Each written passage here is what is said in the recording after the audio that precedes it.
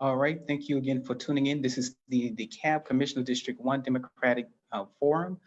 So we're going to follow up where we last dropped off with the first question to Mr. Patrick. You all are running in a primary as a Democrat. What personal values do you have that align with the Democratic Party, and how do you plan to practice those values as a commissioner? You each have 2 minutes. First, Mr. Patrick. Okay, thank you, Larry. As I mentioned before, I'm an immigrant to the United States, and I value a safe and welcoming community for all of our diverse citizens. I believe in treating people with respect. We get what we give in life, and if we're respectful to people to begin with, I think that that's a good basis to start all conversations, especially when it comes to operating with the government. With that, we can grow. The other thing that I value is sort of looking at us as a team. So whether you're someone from the higher income levels or from lower income levels, I think that we all have a function. And if we work together, we can all get ahead. And that's sort of why I'm a Democrat, and why I'd like to see more success, more engagement, more collaboration at the commission level. When it comes to dealing with our residents, especially the ones from diverse backgrounds. Once we have that, once we have a good basis on which to engage with one another, then we can really start tackling some of the problems that we have at the county level, from infrastructure to overall levels of trust with government. All right, thank you, Mr. Patrick. And now, Mr. Truman, can you answer the same question? This question is concerning your values.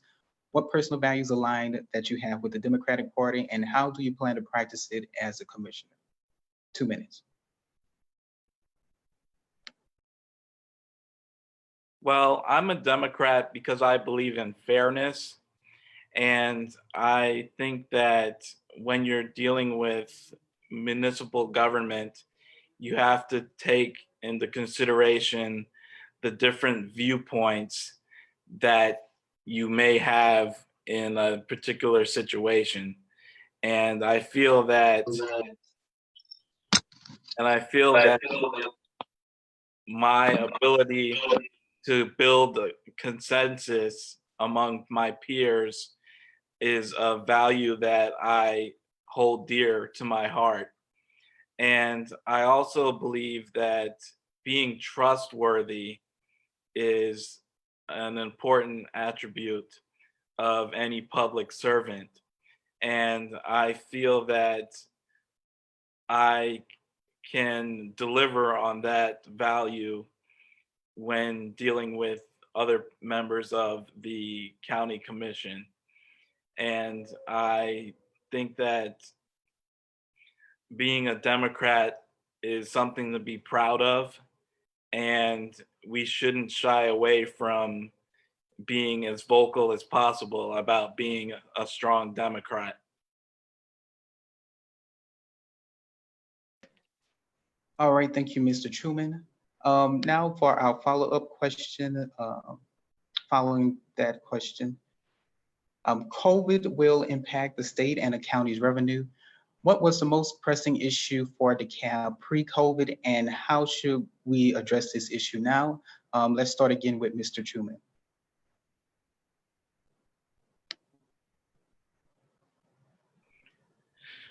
I believe that the most pressing issue pre-COVID in DeKalb County is the education system and its need for funds in these dire times. I read an article that said that the county will need $1.18 billion to fund its school budget for the upcoming academic year. And with the upcoming budget cuts from the state government, in addition to the falling revenues that you'll see with dealing with COVID-19, I think that the need for shoring up the county's coffers is needed desperately. And I feel that you would have to raise property taxes to ensure that you have enough funds to properly run the school system. Because without a strong educational system, you won't have enough. You won't have enough to attract the high quality jobs and high quality jobs and resources that you will need for families that would want to reside in DeKalb County.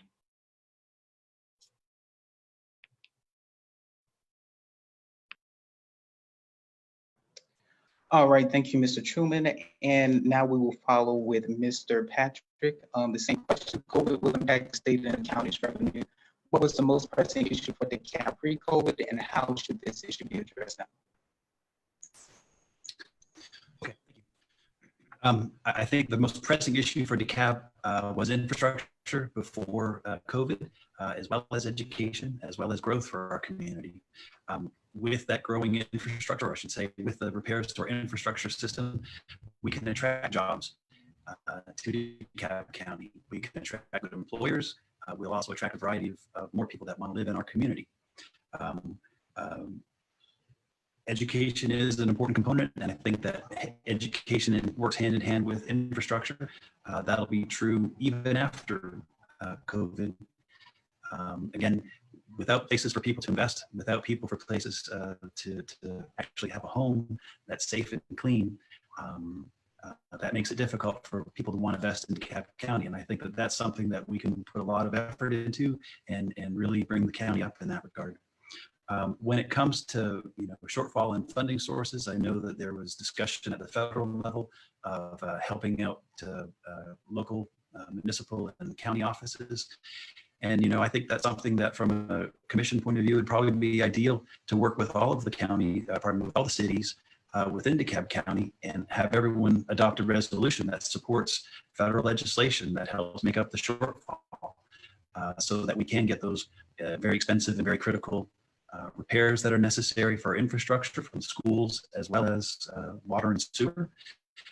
But also, if they can help out with the shortfalls that are going to happen for police officers, fire department, and EMS. Those are all critical things. And this COVID crisis is something that's bigger than DeKalb County. It's bigger than Georgia. It's a global pandemic, and it's going to take some global leadership. But I think at a local level, if we work together and we let the elected representatives at the state and federal levels know this is important. Safety in our neighborhoods is important. Education for our kids in the future is important. And, being able to work or learn remotely. All right, thank you, Mr. Patrick. That's time. Thank you.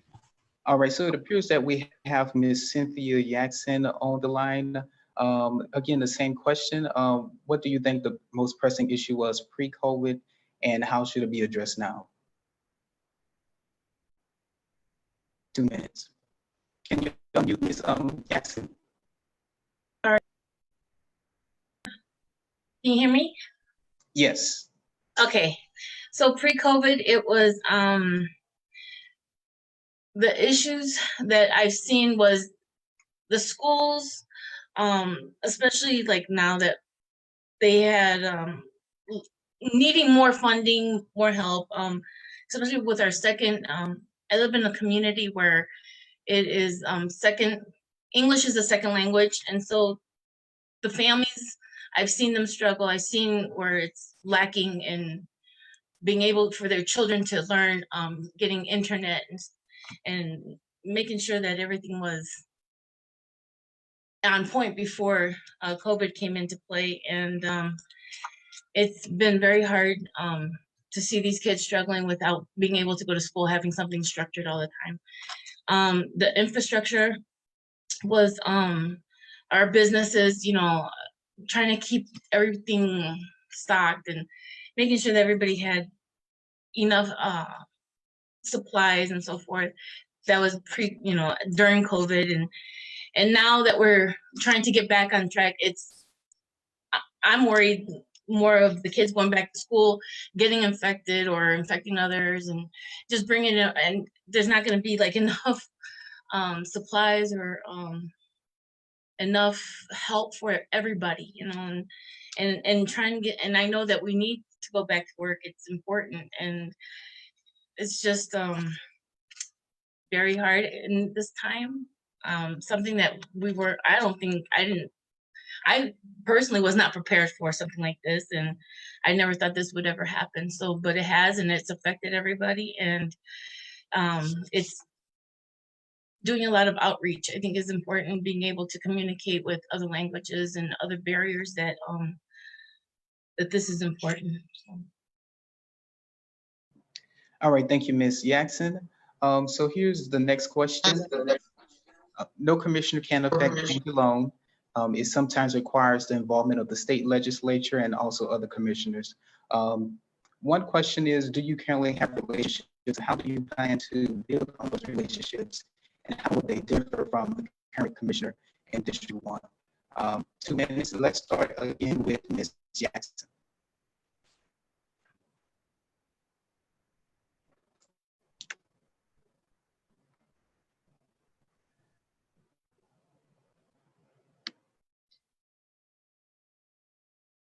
What was the question?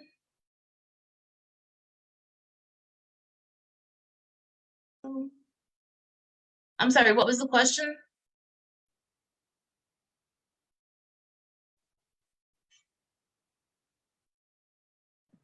No commissioner can affect change alone. It sometimes requires the involvement of the state legislator and also other commissioners. Do you currently have working relationships, and how will you build on these relationships, and how do they differ from the current commissioner? Okay, I'm not a politician. This is my first time, so I apologize. Am I sorry for it? Not really. I don't have a working relationship other than I've helped. I've gone to the detention centers. I've worked with lawyers in the area with detainees or even those that were in the lock, you know, and detained, and that's the only kind of relationship I have personally with working with, and other than constantly sending a message or some type of questions to our congressman is where I've, you know, that's my limit. I mean, but personally, I think that being able to communicate effectively with other legislative on all levels is important. Being able to communicate with everybody is important, and whatever language you can speak. I mean, being bilingual is effective, and it does help to communicate and to also help me to help my district and my community. I mean, it's a responsibility, and I would work very diligently with others who were of who've had this experience, and they can teach me and they can show me which angle, you know, which way to solve a solution or how to fix a problem. So I would definitely, I would need to have a working relationship, get to meet those in office. So I've never really done this before. This is my first time. So, you know, I'm not new to the situation or to the public office, but I am a servant, a public servant, because I have helped many people sponsored, paid detention center fees or sent commissary or bonded people out. So I mean, on that level. Thank you. All right, next we're going to go to Mr. Patrick. The same question. Yes. Thank you, Larry. During my 8 years as a Doraville councilman, I had the opportunity to work with state senators. I've also interacted with state representatives. I've also worked with members of the DeKalb County Commission, which is sort of one of the reasons why I'm in this. But the value of interacting with the state officials is, again, it gets back to coordination. So from the municipal level, I should say from the county commission level, if we're able to work with our partners at the municipal level, we can get a better understanding of the needs from each city or each district. And you know, that's anywhere from the Henderson Mill corridor to Briarcliff, to the folks down off the Smoke Rise voting precinct. The more we interact with one another and come up with a plan that we can all get behind, the better off we are and the stronger we are when we come to working with other state level actors, even the federal government, on getting investments and development activity within our community. So, and you know, to sort of touch on some of the tragedy that's happened in Georgia recently, you know, as a county commissioner, I would be more than comfortable reaching out to our state reps and encouraging them to start working on hate legislation so that we don't have sort of the tragedy that's happened in Georgia repeated again on a national level. We just don't need that. And that's what the value of working with your state and other local partners is. And as a commissioner, I would look forward to and thrive on interacting with other levels of government, either through the municipal level, even the local homeowners associations are very, very important to reach out to. Churches and also school groups are important to interact with. And again, once we have a solid basis of what we want to see in our community, it's much easier and much stronger to go to the higher level of government and get backing for whatever projects we have, be that transportation, education, other infrastructure projects that we have, you know, even programs to help convert from water, from grease traps. I'm sorry, any programs that they have out there to help us switch over from septic tanks into sewer, which helps our property values in the long run. Those are things that we need to look into, and that is something that I would do as a county commissioner. I'm very happy to work with anyone to get the best results for District 1 as well as DeKalb County. Thank you. All right, thank you, Mr. Patrick. And now I'm going to go with Mr. Truman. Same question.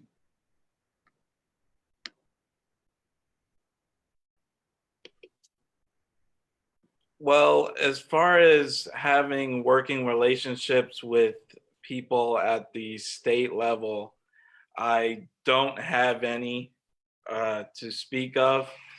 I'm just a novice, really. I'm a small business owner, and I have been involved in politics for a long time, since 2008, I believe. It was the first time I got involved in politics. And I feel that having a working relationship with your state representative or your state senator is a valued asset when dealing with complex governance issues.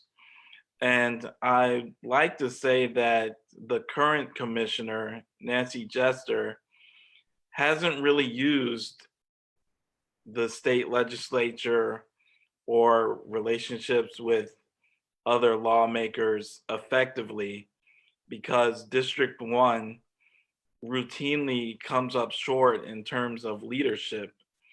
And I feel that the only way to improve that is to change who's in office. And I feel that I can best serve that need. And I feel that the only way to effectively deal with sanitation or water or infrastructure is to have someone who can have a broad appeal and represent their constituents in a thoughtful manner. And I believe that. All right, thank you, Mr. Truman. That's time. All right, so we're going to go to our next question. This is concerning the ethics board. The DeKalb Board of Commissioners have been without an ethics board for 2 years. This requires more involvement from the state delegation. But how do you think this issue should be resolved? and how much does this involvement is required of a commissioner? Starting with Mr. Truman, you have 2 minutes.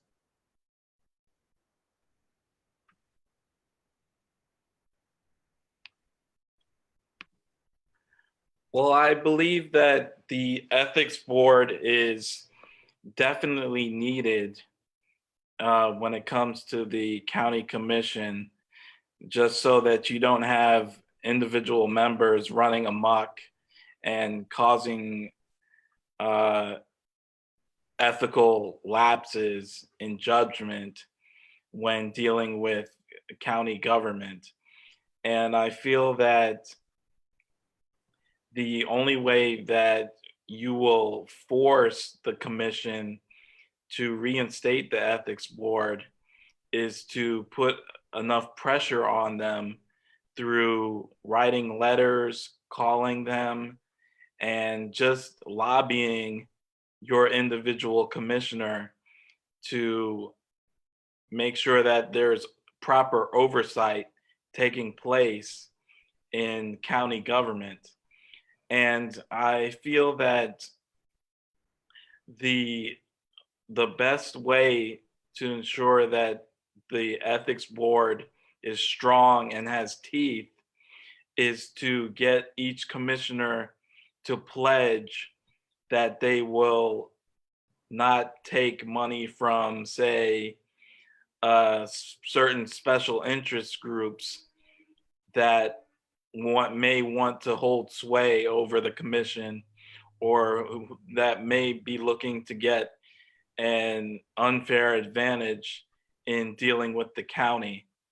And I think that the only remedy to not having an ethics board is to just be vigilant as a citizen and keeping watch over what each commissioner is doing.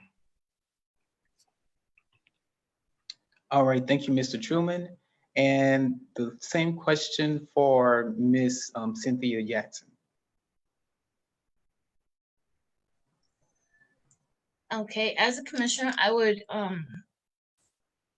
just, for me, I would remember that you are my boss. So I would work for you. Therefore, I have to be inform you of all operations, of issues, events, budgets, proposals, policies, rules, regulations, taxes, everything that dealt with the business of what we are doing with policies and so forth.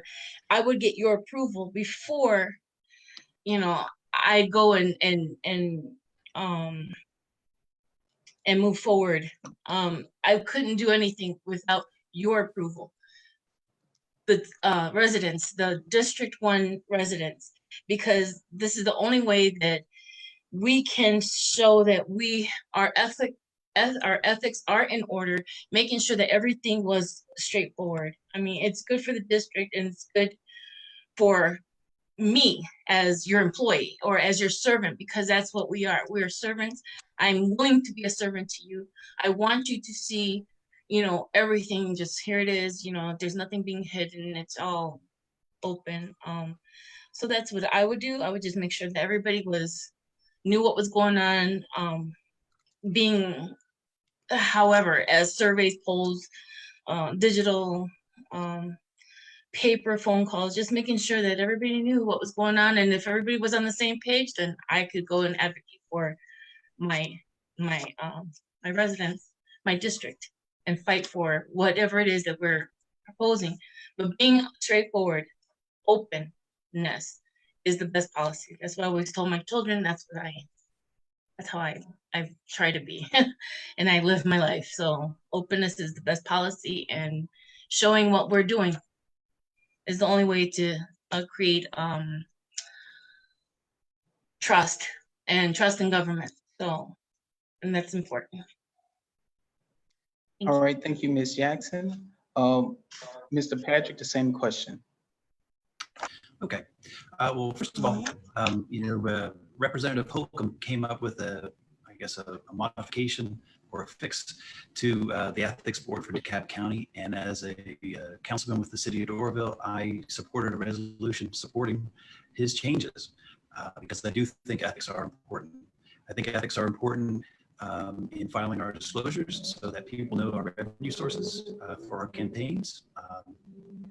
And my disclosures have been on file with the deadline that the state lays out, and everything that I have is visible for people to review. But I also want to state that ethics is, it's important to have an ethics board, but it's also important to have people that just do right. And in my career as a Doraville councilman, when there was a conflict that came up, I happily recused and stepped outside of the dais. So if there was any concerns about conflicts going forward onto the commission, by all means, I'd be happy to step aside and recuse if there was an issue. What's also important is as I mentioned, though, is having consistent good behavior. And that's really, ethics is sort of like, are you doing right when no one's watching you? And I think that if you look at my history from Doraville, that you'll see that that I've been pretty tight on following what is right, whether that's receiving gifts, which I've returned to local businesses, to simply keeping my residents informed on what's going on in the community. I think that is all part of ethical behavior from an elected official, making sure that your residents know what's going on, letting them know where you stand, and being open to listen to their input and maybe reassessing what position you take on them. So that's sort of my view of ethics. Thank you. All right, thank you, Mr. Patrick. And a follow-up question is, do you support cityhood, and how do you plan on addressing the underlying issues driving cityhood as a commissioner? Going back to Mr. Patrick, you have 2 minutes. Okay, that's a tough question. And in full disclosure, as everybody knows, I actually am an employee for a municipality in Gwinnett County. I think that municipalities can deliver, especially in situations where, if residents need to get a building permit, or if they have a zoning question, it's sort of easier to go to your local municipality and deal with the staff that's there. But I'm also aware that there is a cost that goes with that. And I know some jurisdictions are able to market municipality as a financial savings, but there is still a cost, and that is still a layer of government that our residents have to deal with. I would be comfortable supporting any community that wants to go for municipality, or if they don't, I would be just as comfortable doing that. And the way that I represented my residents here in Doraville is how I would represent my residents, whether they're in a city or in an unincorporated DeKalb County area. Everyone has my telephone number. Everyone has a way to get in touch with me. Of course, there'll be staff to help, but at the end of the day, I'm there as a county commissioner to help our residents, and I will take care of them. So again, either way, it really comes down to an issue for the residents to decide. It is something that ends up having an impact on the budget of the county, which is something that does have to be looked at. But there's also another component of recognizing, where the revenues come from and where they're going to, and what's the goal either way with that. So thank you. All right, thank you. Mr. Truman, the same question.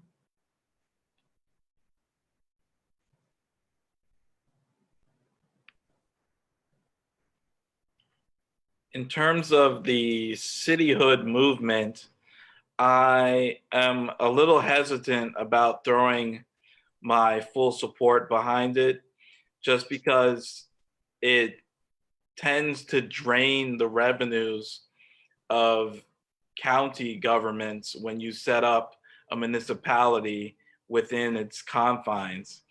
And you're also adding another layer of government, which means your taxes will go up undoubtedly. And I don't think that you should place that burden on certain members of our community. And I also think that the residents should decide ultimately whether or not they want to become a city, but I'm not all that excited about the idea.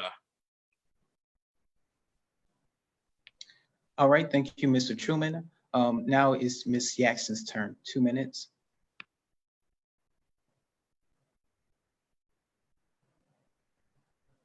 Okay. As for cityhood, well, I can tell you that before moving to Georgia, I lived in a city in the Midwest. And so, but well, how do I say? I worked in the city and I lived in the suburbs. So there was an advantage. We didn't pay all those taxes for city taxes. And then I came down here, we moved down here a long time ago. And honestly, I find that I would have to, I'm not for it and I'm not against it. It is what the district or the residents of the district, it's what they want, what they see the advantages are, what they see what the disadvantages are. Adding more taxes is not something that I would want to do because I did not like to pay taxes for city tax plus county and state and federal. It's just it's I am it's just not something that I would want to do to my district or anybody who did not understand the difference between what is the advantage of being in a city and what is the disadvantage and what's the advantage of being where we are right now. Personally, I like the way we are right now. It works for me. It might not work for everybody. Maybe it's something that we need to discuss as a district, surveys, polls, so forth, just to see where everybody kind of lies in between in that scenario. Involving the district is very important. What the people want, that's what I want. I want what everybody wants. So if they say, hey, Cindy, we want to be, cityhood is good for us. Well, then, okay, I will fight for you for cityhood. But if you see All that right, it's not good, thank you. all right, so now I'm going to hand over the debate, the forum to my co-host, Mr. Corrigan. He's going to take over the questions. Thank you. Thank you, Larry. Let's continue the discussion with taxes and budget for the Board of Elections. So the DeKalb Commission approves the budget for the Board of Elections, and as such, they have a significant role in what investments are made related to elections in the county. So as a commissioner, how would you see your role on the Board of Commissioners with respect to elections? You have 2 minutes to answer, and we will begin with Mr. Patrick.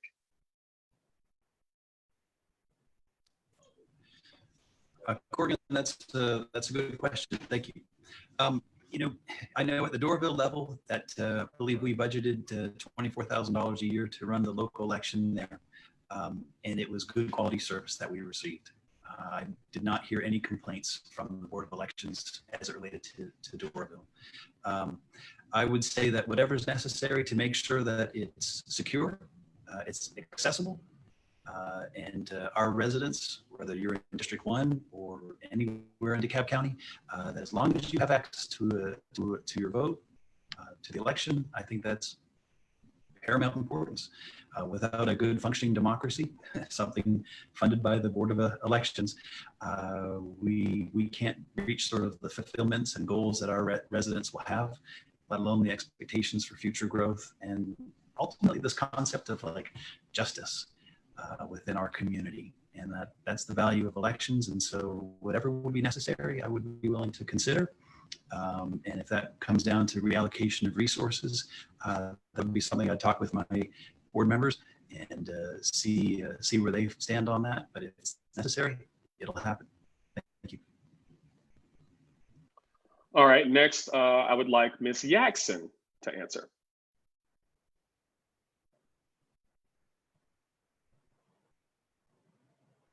Okay.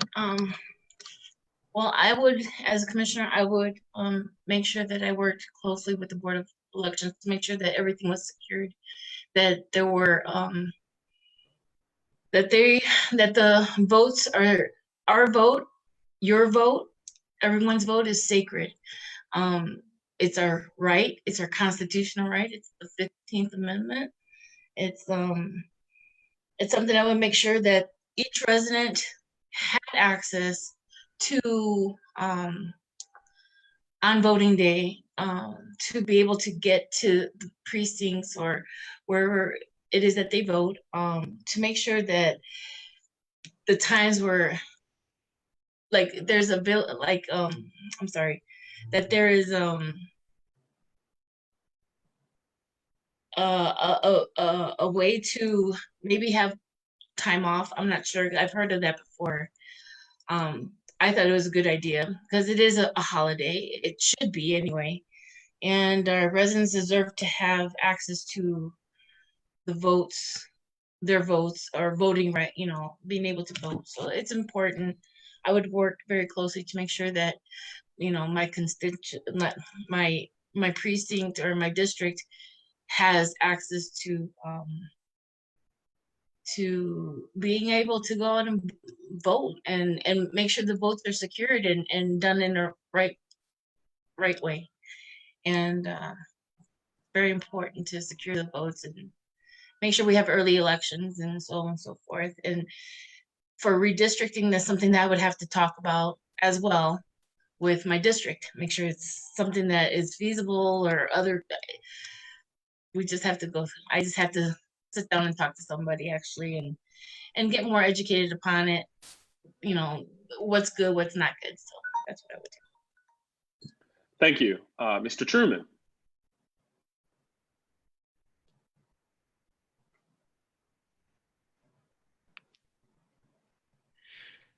I would make sure that in my role as county commissioner, that the Board of Elections is properly funded and supported by my office.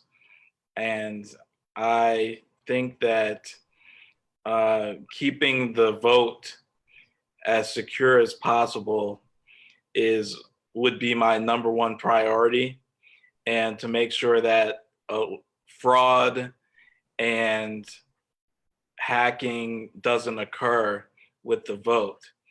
And I still believe that one man and one person, man or woman, should have one vote. And you shouldn't be able to suppress votes of certain communities based upon their income level or where they live in a certain district. And I think that having secure voting machines also needs to be a priority with the Board of Elections. And the commissioner's office could definitely help with that concern.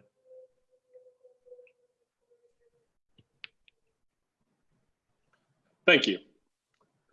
Next, I'd like to talk about tax abatements. Commissioner Jeff Rader, according to the AJC, believes that there are too many tax abatements. First, do you agree? Second, are there any industries or entities that should have these tax abatements? And third, would you support state legislation to allow more collaboration regarding tax abatements? We will start that with Mr. Truman.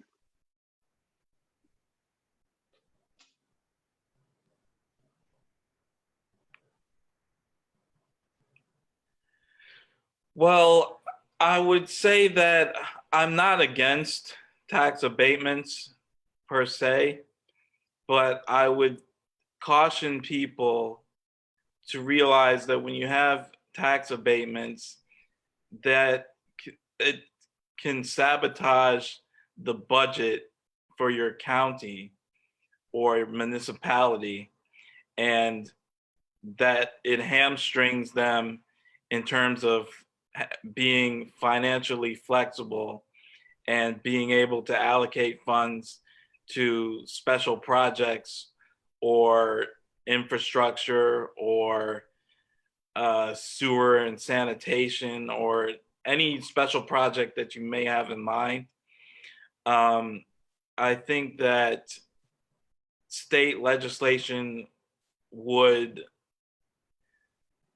not necessarily hinder, but would help us to codify parameters for which to allocate certain tax abatements. And it'll set rules for the road, so to speak, when dealing with taxes that should be delayed or avoided in certain circumstances. Thank you. So, Mr. Patrick, I'll ask you the same question. Commissioner Jeff Rader has said there are too many tax abatements to the AJC. Do you agree? Are there industries or entities that should have these tax abatements? And would you support state legislation to allow more collaboration regarding tax abatements? Thank you, Corbin. I guess the first question is are there too many tax abatements? I guess at the end of the day, that comes down to what can the budget support? And remember, tax abatements are something that can affect municipal, as well as Board of Commission revenues, as well as Board of Education revenues. And so what I would favor, what I've long thought from the state level, what would be ideal is if there was a requirement that all three levels of government in a county have to at least sit down with each other and have that conversation. I know that that's something that they do in Gwinnett County, and that's why they in the past have been very effective at attracting development opportunities, specifically new employers or large employers moving to the county. They have a way to can see, based on the number of jobs that you're bringing in, we can give this much of an abatement. We know the impact that will bring to our schools. We know the impact that it will bring to our roads. We know that the anticipated revenues will still come out on the positive. So I think there should be something at the state level that encourages, if not requires, that conversation. The next question is who should get them? In my opinion, and we had this in Doraville. We worked with DeKalb County for the GM redevelopment, and that was something that brought in jobs. That site has the potential to have as many as 15,000 jobs, which is a very good boon for DeKalb County and the metro area. But it also depends on certain goals. You can write in requirements such as affordable housing, and that's something that was a requirement on the GM site, 20% affordable housing.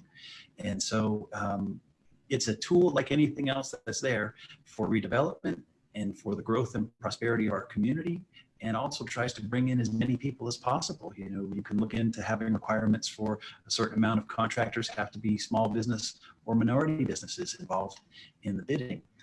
So this is an opportunity really that just we have to have an eyes wide open approach, know what the cost benefits are, and then determine what it is that we're looking to have in our community. And again, I think. Thank you, Mr. Patrick. That's time. Thank you. Ms. Yaxon, I will ask you the same question. Do you agree with Commissioner Jeff Rader's assertion that there are too many tax abatements? Are there any industries or entities that deserve them? And would you support state legislation to allow more collaboration on tax abatements? Okay, thank you. As far as tax abatement, I'm not against it. But I also know that there's a cause and effect of everything. So I would have to work very closely with seeing how it would affect, other aspects of the money that we pay taxes, or the real estate tax or property taxes fund other things. So it would be a discussion. Does it have a cause and effect? What levels? What's the levels? What's the programs that would be affected by it? So I would have to assess that with, others. As far as do I agree with him that there's too many? In this moment with that we're living right now, I mean, we need something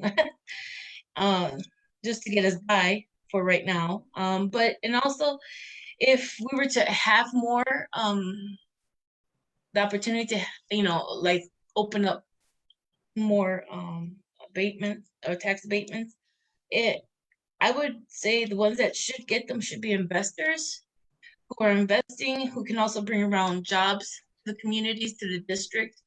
Um, it can open up opportunities. So I think that's something that I would consider maybe. And I would definitely work with our legislative government as well, our state and local, federal, whatever it is I have to do so that everybody's happy, so that everybody's getting what they want. I mean, I would have to, again, go straight to my bosses, which is my district. So they would have to tell me what they think. And if it works Thank you, for Ms. them, Yaxon. That's time. Thank you. All right. The next question that I have. There have been issues of schools overcrowding in the district. The current commissioner for the district has been very vocal about this issue.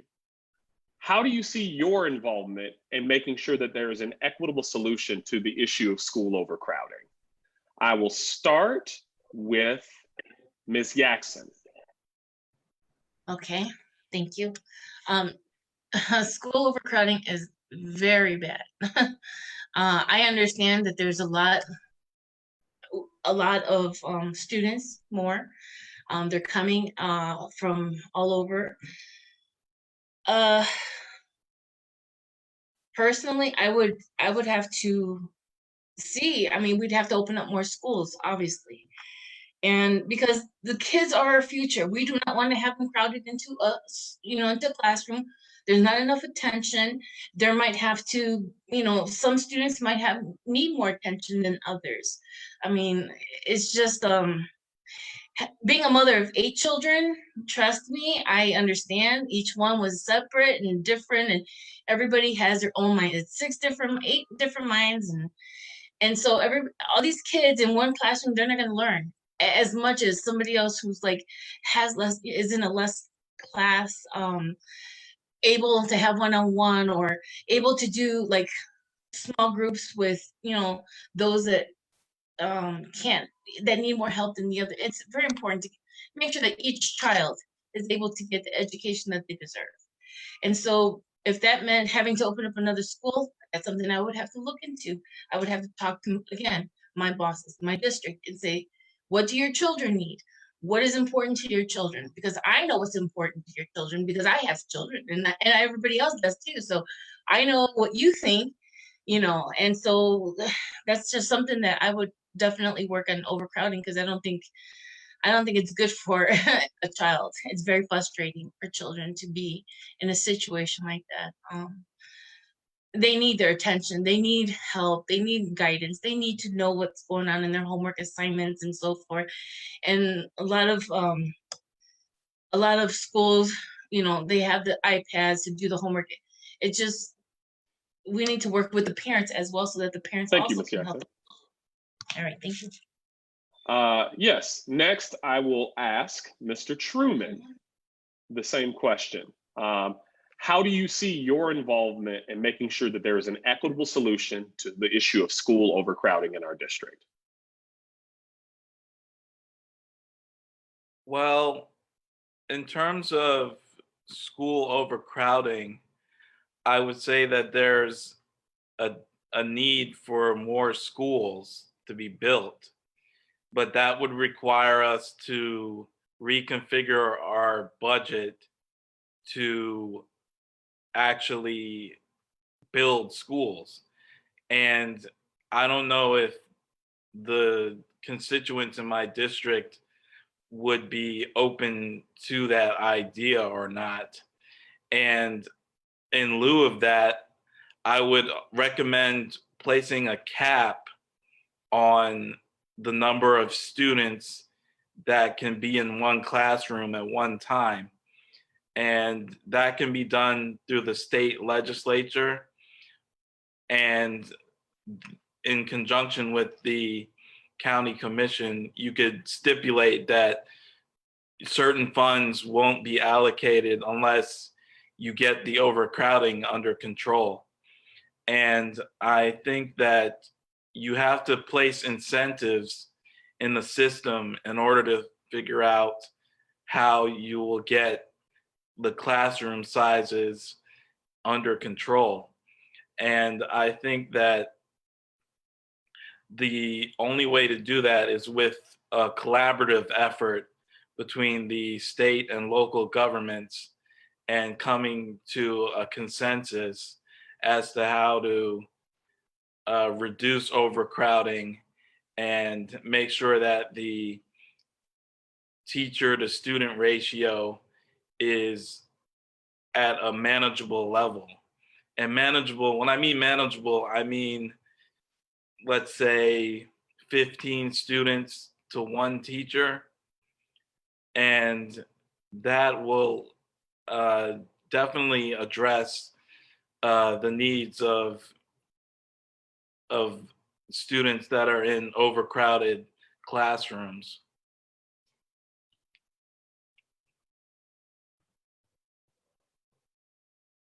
Muted. 1 second. Oh, there I am. Oops, hold on. Sorry. There we go. All right. Thank you. So, Mr. Patrick, I'll ask you the same question. How do you see your involvement in making sure there's an equitable solution to the issue of school overcrowding?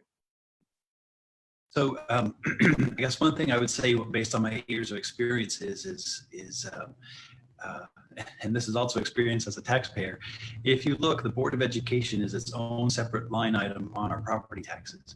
And sometimes the best thing to do is to work with in partnership with another authority to come to solutions. So I would first of all sort of respect the Board of Education and their board members for the role that they have in trying to find solutions to the problems that they are empowered to address. The other component that I would say though is we could talk with the Board of Education about perhaps available land that DeKalb County as a whole has to see if that meets the needs of the Board of Education. We can talk about making sure that water and sewer capacity is appropriate at the schools for growth in their population. We can also make sure that we have things like that last mile connectivity. Again, if you were to look up in the Gwinnett County area, the Safe Routes to School program, they put in, I think it was a 1.5 mile long walking trail.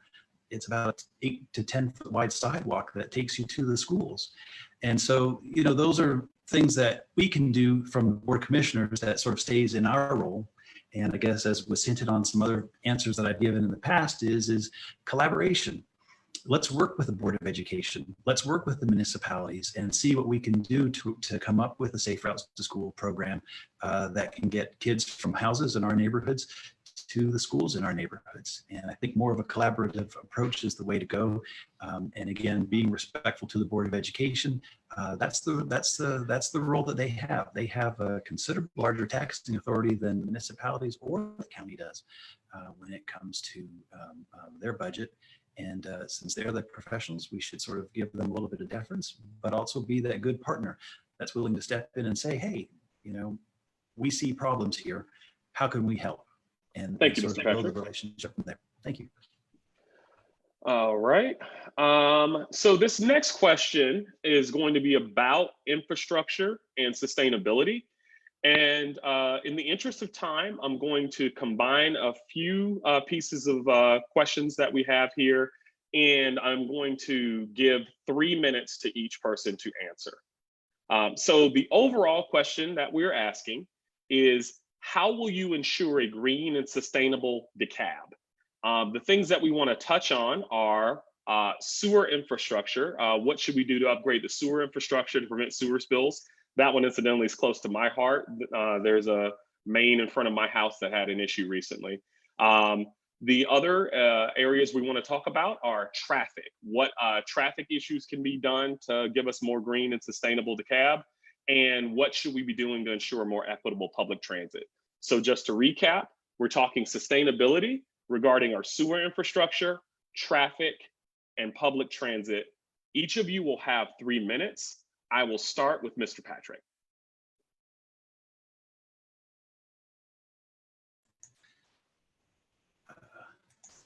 Thank you, Gordon. That's not an easy answer or not an easy question.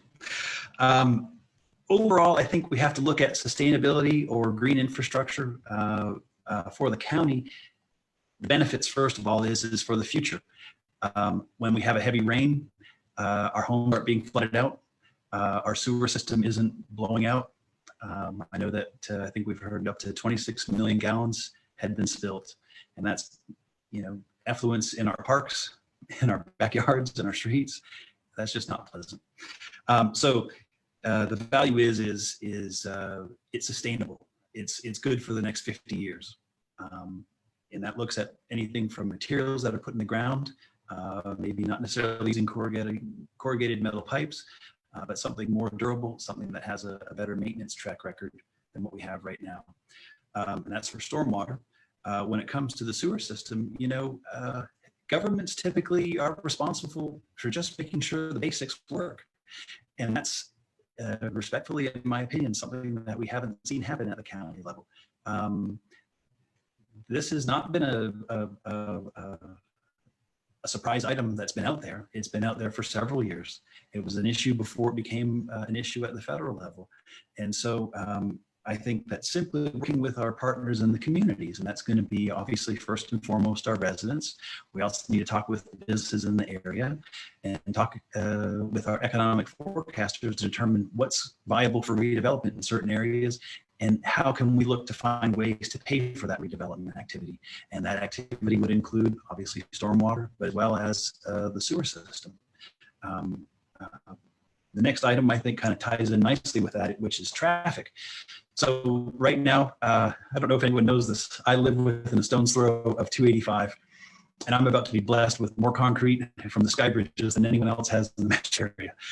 I'm not convinced that the sky bridges are the best approach, but I know that, again, if we partner with the municipalities and with the county, we can get a better deal from GDOT, from what their plan is. And at my role in Doraville, when we were working on our comprehensive plan, I insisted that we have a pedestrian connectivity from one district over 285 to the assembly, because that's access for jobs for our residents.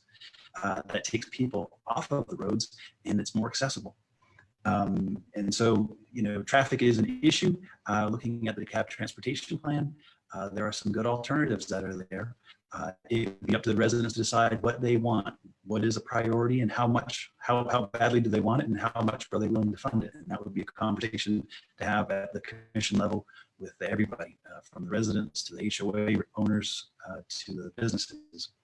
And then as it relates to public transit, my role in Doraville, I was fortunate enough to sit on a transportation study that looked at the top end connectivity. So these beautiful bridges that the state's going to bless us with, having a bus rapid transit component added in on that, so that our residents. Thank you, Mr. Patrick.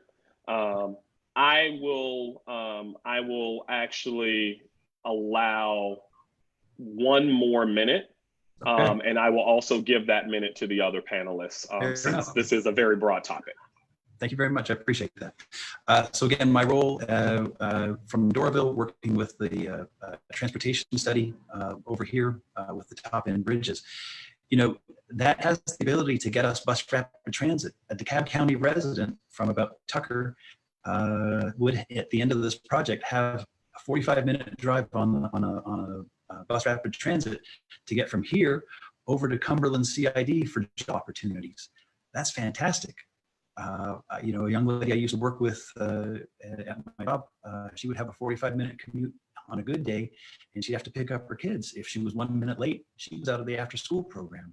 So anything we can do transportation-wise that makes it easier for our residents to get to their jobs is absolutely critical. And again, connectivity is the issue, not just amongst council members or commissioners and political leaders, but connectivity for our residents, transportation being the best way to make sure that we can all grow together. Thank you. Wonderful. Ms. Yaxon, I would like to ask the same question to you. Just to recap, we're talking sustainability in DeKalb, ways to improve that and give us a greener DeKalb, with an emphasis on sewer infrastructure, traffic, and public transit. Okay, thank you for that question. Oh, and sorry to interrupt you, but you have 4 minutes. Okay, so in working with my district, I would make sure that first and foremost, we do need to have a greener DeKalb. Especially when it comes to water, we drink it, we use it, we bathe in it. It's very important to make sure that the sewers are not being blown out or over flooding into the parks, into the grass, into the street. That's kind of icky. um, and I'm fortunate. I mean, in a country that I've visited, I did see where the sewer backed up and kind of like was not pleasant. And I was like, I just did not understand why. But in here, in this, I just can't. I've never experienced this here so far, thank God. But I do know that when it rains, we do see a lot of flooding. So that's something that it blows my mind. Because like I said before moving here, lived in a big city, we didn't see flooding like there is flooding here. And it worries me because even when I go to my car, it's like I need a canoe to get to my car. And that's okay. I mean, it has to be, it's something that has to be fixed. It has to do with being able to find the proper system to fix our sewers in order to keep from flooding, in order to keep everything green and clean. As for traffic, yeah, we have a lot of issues with traffic.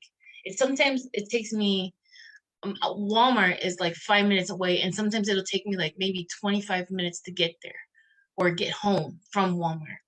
And I don't understand when there's no traffic, it's 5 minutes. So being able, and like I said before, coming from a big city, we had transportation or the train system where it was all day long, 24 hours a day, 7 days a week.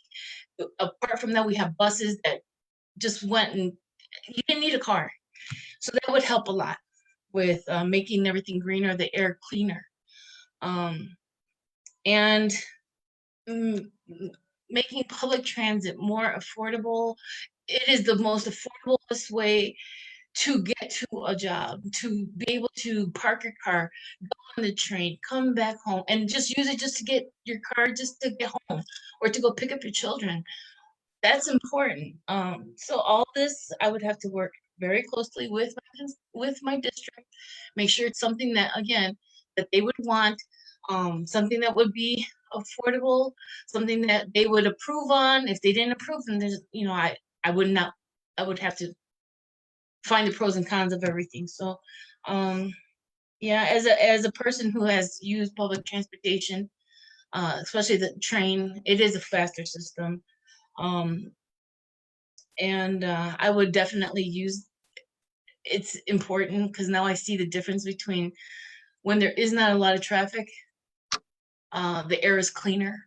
When there's less traffic, the air is beautiful. I mean, you can breathe, and when it's not, it's very suffocating.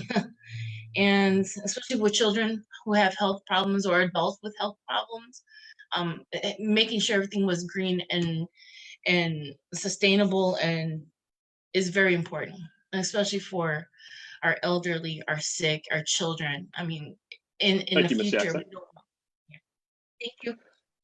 All right. Mr. Truman, we are talking sustainability. How do we ensure a more green and sustainable DeKalb? And we're focusing specifically on sewer infrastructure. We are focusing on traffic and public transit. You have 4 minutes.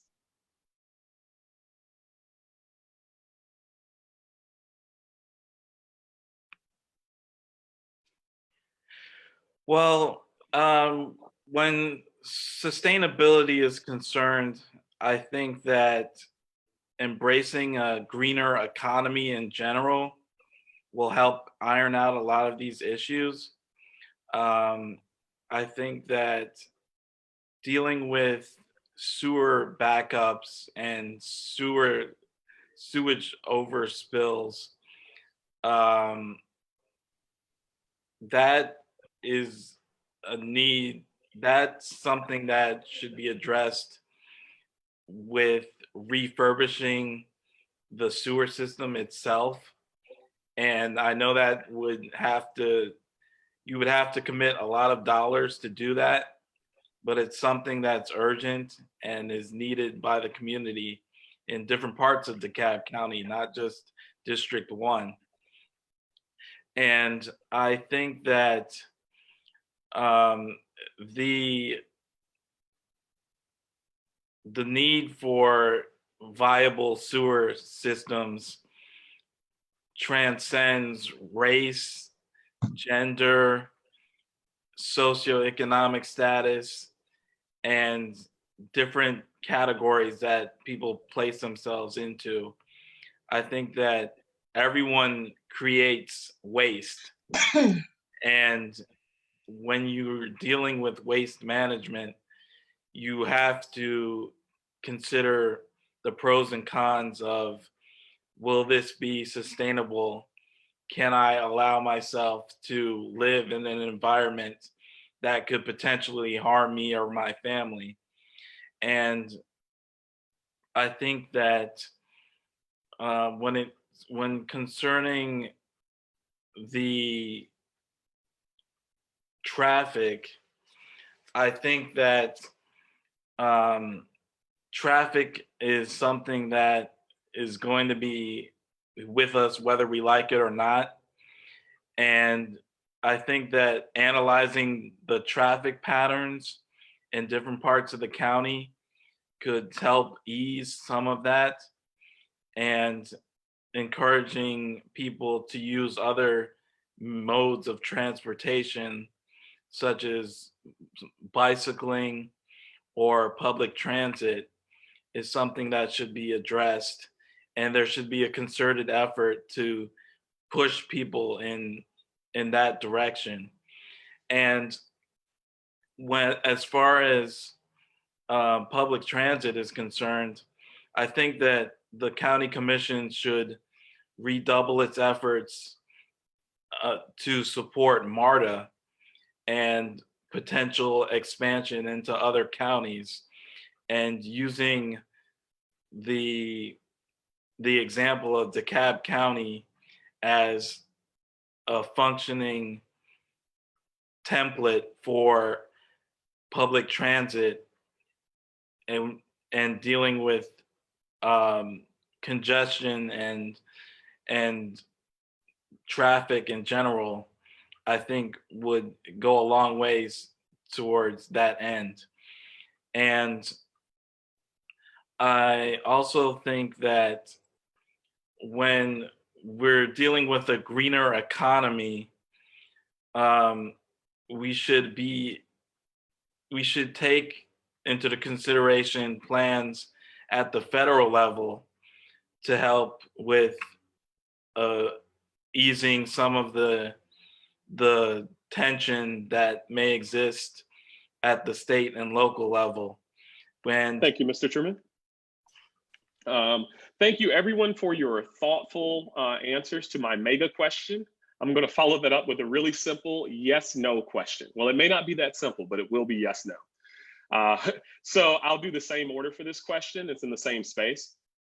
Should the penny sales tax for MARTA be extended? Mr. Patrick, yes or no? Yes. Ms. Yaxon, should the penny sales tax for MARTA be extended? Yes or no?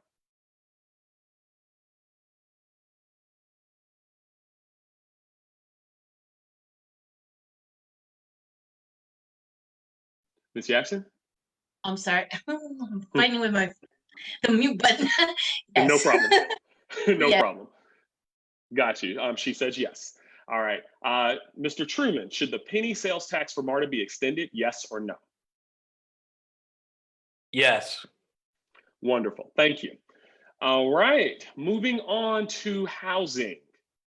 How do you define affordable housing? And what should the county do to ensure not only affordable or equitable housing?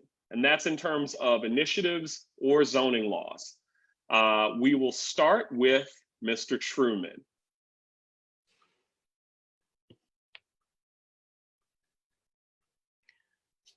Well, when you're dealing with what's considered affordable housing, I think you would have to take into account what's affordable for different segments of the population.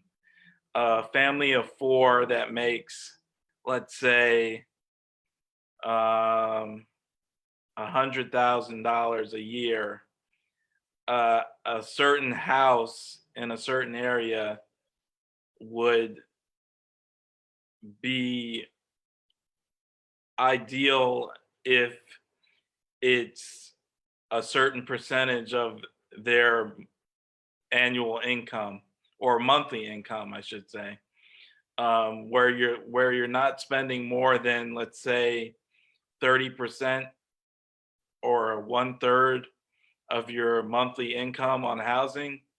I think that would be a baseline to figure out what's actually affordable and what's not. I think that with the current zoning laws, the need for accurate and accountable zoning regulations is paramount to getting actual affordable housing. So whereas you have so that you don't have certain areas with extraordinary development and areas with sparse development.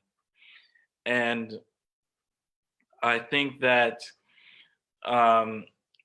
the overall need for affordable housing is something that's not addressed typically in Thank you, Mr. Truman. forums. All right. Next, I would like Mr. Patrick to answer this question. How do you define affordable housing? What should the county do to ensure not only affordable, but equitable housing, both in terms of initiatives, plans, and zoning laws? Okay. Another tough question. Thank you. So I guess the first question is what is affordable housing? Certain areas here, affordable housing, they look at the metro service area, and it may be top end Atlanta, Sandy Springs, Brookhaven area, or it may be something more on the south side, Lithonia, Conyers type of place. And that sort of talks to, you need to have a plan that is very specific and targeted to that location. Look and see where the overcrowding is or where the need is for additional people to have housing would be the first priority.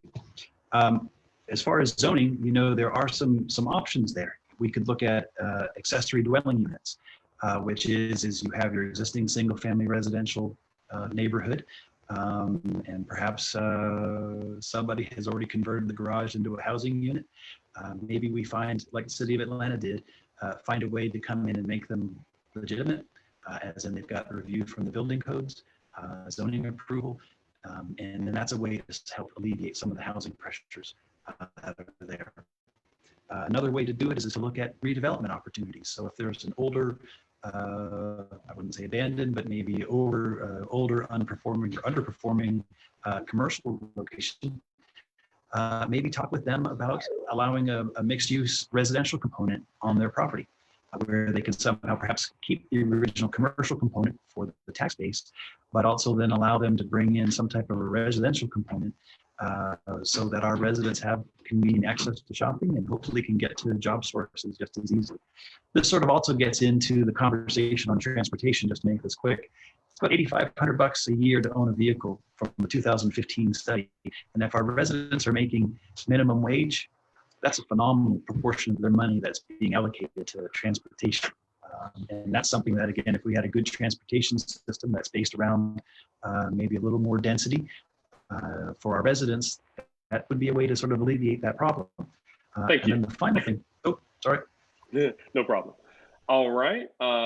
So next, I would like Ms. Yaxon to answer this question.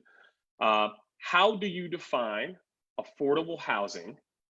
And what should the county do to ensure not only affordable, but also equitable housing in terms of initiatives and zoning laws? Okay. Hmm. Interesting question. Very good. So I would define affordable housing as a, a place where I could afford to live if I had 4 children. But I'm sorry, a place where I live with if I only had 2 children, my husband, myself. So I would have to, that to me would be like if it was a place where, you know, it was affordable. It didn't go over my means. I could afford my house, my car, my food, my children's needs, health insurance. So all that would have to be in play when it comes to affordable housing. As a single mother of 2 children or 1 child, it's difficult, especially with just making minimum wage. It's it is a very hard. It's very hard to say, oh yeah, I can afford $1,000 a month, um, and still have my car payment and have my insurance payments and health insurance and daycare and so forth. So all that would have to be in play. Um, I would find affordable housing, making sure that the zip codes do not make we're not like included with where these big taxes have to be paid and so on and so forth. It's just that's what I would do as a single parent. That's what I would look for, something that was affordable for me, for my children, so I can. And being that I have 8 children, which are grown now, thank God. But it was a struggle. So that's important. Affordable housing is important. Zoning is very important. Making sure my kids are going to having the opportunities that other schools and districts and so forth. All that comes into play. It's very important. Thank you, Ms. And Yaxon. thank you. All right, moving on. Let's talk about our constituents. District 1 is a very ethnically and economically diverse district. How will you ensure every one of your constituents are engaged and able to remain in DeKalb and not be pushed to other counties? And feel free to talk about any specific ways you plan to engage your constituents. I will start with you, Ms. Yaxon. Okay. I do live in one of those districts. I live in District 1. I live in one of those communities where it is ethnically diverse. And I would I'm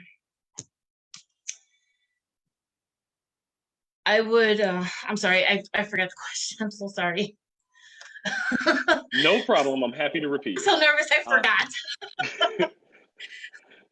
So these are challenging questions, but this is a safe space. Okay. So District 1 is a very ethnically and economically diverse district. How will you ensure your constituents are engaged and able to remain in DeKalb and not be pushed into other counties? So just how will you take care of us? Okay, well, I would definitely fight because I am Latina and that's what we do. I'm a mother. I would fight to make sure that my constituents who spoke a second language, which English was not their language, I would make sure that they understood, that they were engaged, and I would engage with them myself, or if I could not, I would make sure that there was translations available for whatever language that they speak so that they can be taken care of, because it's important to be able to be aware and to communicate with people so that they weren't being pushed out of a district because they didn't meet the qualifications or they didn't speak or they didn't understand language. So I would definitely put my bilingualness into play here. So that's what I do. All right, thank you. Next we have Mr. Truman. The district is a very ethnically and economically diverse district. How will you ensure that each of us are engaged and able to remain in DeKalb and not be pushed to other counties?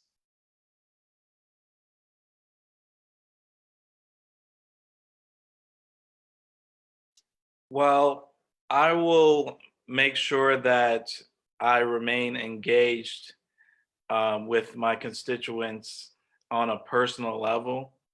I would make my phone number available to anyone who would ask for it, and I would have it on standby.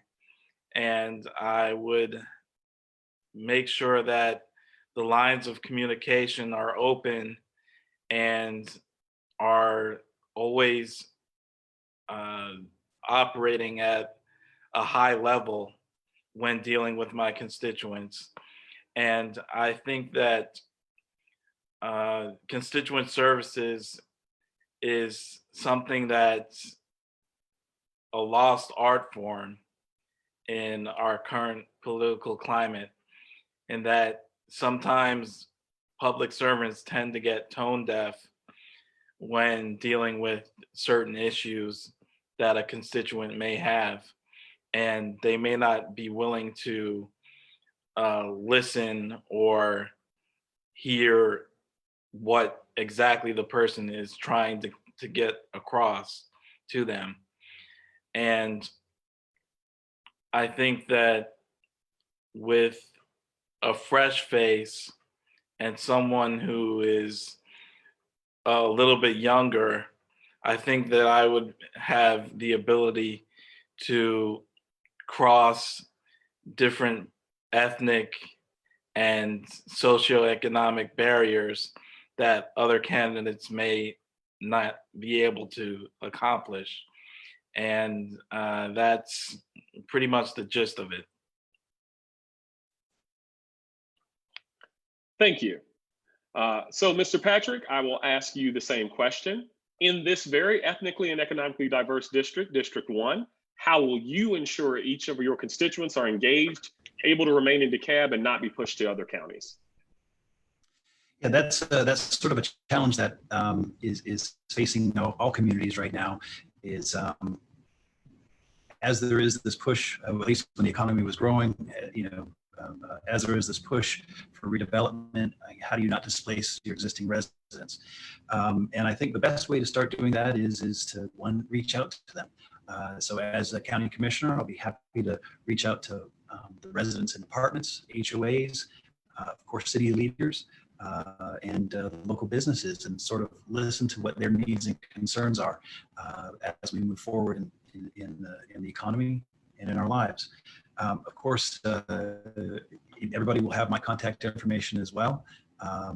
Those who know, my email address is actually my home telephone number. So if you want to send me an email or give me a call, you can get in touch with me. But another thing I want to focus in on, though, is there is the GIG program, and it's Georgia, I think it's associated with affordable housing, but it's a way that we can get state dollars to help rehab older homes. It's a test project right now, I understand, in Gwinnett County, but perhaps we could look into expanding that into DeKalb County. The benefits of doing that is again, that older housing stock that might be in not the best condition, but needs a little work, a little effort. There's a way to fund that and then help get residents in there so that they can still stay in the community. And ultimately, there's lots of people, there's lots of ways to get in touch with people. I know right now social media is very popular, Facebook or texting, but there are communities that we have in District 1 that don't have access to the internet. And at the end of the day, that is someone who has to be willing to knock on doors, talk with residents face to face, after the coronavirus, of course. But that's what I've done in Doraville, and that's what I'm willing to do at the commission level, so that we can all be welcome and grow in DeKalb County. Thank you. Thank you. With that, we have reached the final lap. So we're going to do closing statements in the same order that we did opening statements, which I believe was Mr. Patrick, Mr. Truman, and we're going to close with Ms. Yaxon. So Mr. Patrick, you have 1 minute. Why should I vote for you on June 9th? You should vote for me because I have over 20 years experience in local government. 8 years, as I said, as a county commissioner, or excuse me, as a municipal elected official, but also 14 years as a municipal employee in a development department. I'm very receptive to any citizen concerns that come up, and quick action is what I produce. My concerns that we've talked about are infrastructure, so fixing the water and sewer system, transportation, making sure that we have a good way to get from our homes to our jobs to retail so that we can buy our groceries and also just relax in our parks. Education, I believe, is also important, and again, investing in infrastructure will help take care of that issue. And then jobs, we have to have jobs and growth in our community. Otherwise, we'll follow what the ARC's predictions are, which is DeKalb County falls to 4th place in population, which means 4th place in jobs, property values, and overall desirability and opportunities for our residents. I have been a pretty good servant, a very loyal servant to the residents of the communities I've served. And I would look to bring that up at the county level and continue to represent anyone that's either in a municipality or in the unincorporated areas, the Henderson Mill and Briarcliff areas would be, I would be there for you guys through any issues that come up. So vote for Robert Patrick. Thank you. All right, thank you very much. Oops. Oh, sorry. Mr. Truman, why should I vote for you on June 9th?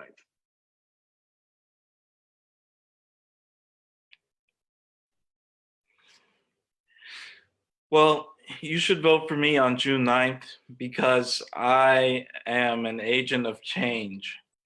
From what I see, things the way they aren't going to get us to where we need to be. And that includes the current commissioner and certain forces and individuals who would like things to remain the same. I think that needs to be addressed and changed.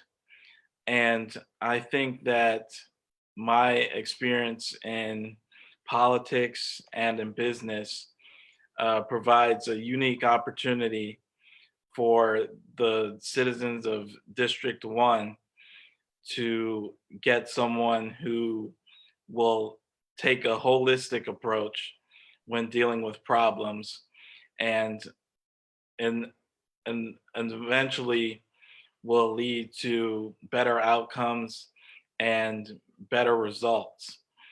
And that's the crux of my argument in this campaign. And I think that the best candidate to face Nancy Jester in the fall would be myself. And I would provide the needed contrast with her.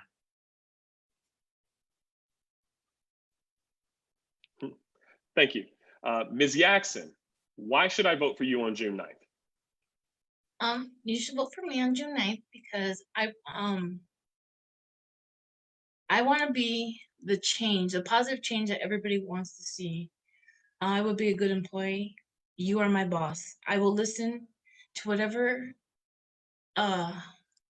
opinions, whatever concerns, whatever issues you have.